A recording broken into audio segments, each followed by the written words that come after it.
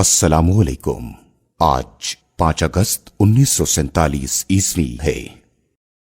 جوں جوں تقسیم کی تاریخ نزدیک آتی جا رہی ہے، حالات میں اتار چڑھاؤ بڑھتا جا رہا ہے۔ آپ کو آگاہ کرتے ہیں بر صغیر کی بدلتی تاریخ کے کچھ گوشوں سے۔ پاکستان کے مجوزہ دارالحکومت کراچی میں زبردست چہل پہل ہے۔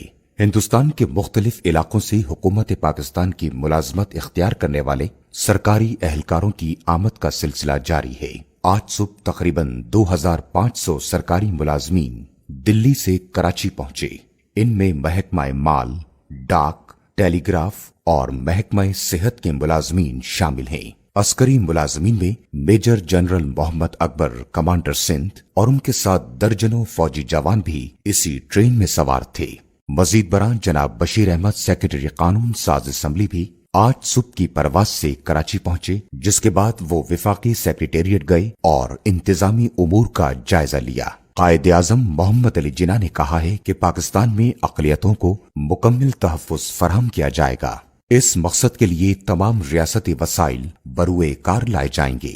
مسلم اکثریتی علاقوں میں بسنے والے غیر مسلموں کو برابر کا شہری سمجھ کر ان کی حفاظت کی جائے گی۔ دوسری طرف لاہور میں گزشتہ روز قتل کے 2 واقعات کے بعد شہر میں فوج کا گشت بڑھا دیا گیا ہے تاکہ حالات کو قابو میں رکھا جا سکے۔ پنجاب اور بنگال کی تقسیم کے لیے قائم کردہ باؤنڈری کمیشن کے کل کے اجلاس میں ہندوستانی اراکین نے کارروائی میں رخنہ ڈالنے کی کوشش کی اور تقسیم کے حوالے سے تنازع کھڑا کر دیا ہے۔ مسلم لیگی حلقوں کا کہنا ہے کہ ان نازک حالات میں ہندوستانی ممبران کا رویہ پاکستان کے لیے مشکلات کھڑی کرنے کے مترادف ہے اور کانگریس انگریزوں سے ساز باز کر کے تقسیم میں اپنی بالادستی قائم کرنا چاہتی ہے۔ اطلاعات کے مطابق دونوں فریقین کے رضامند نہ ہونے پر فیصلہ عدالت کرے گی۔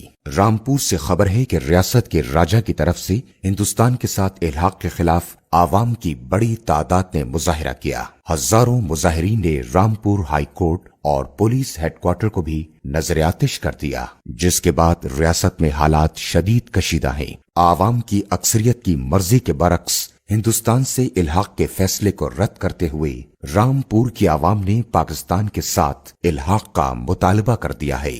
خبریں ختم ہوئی۔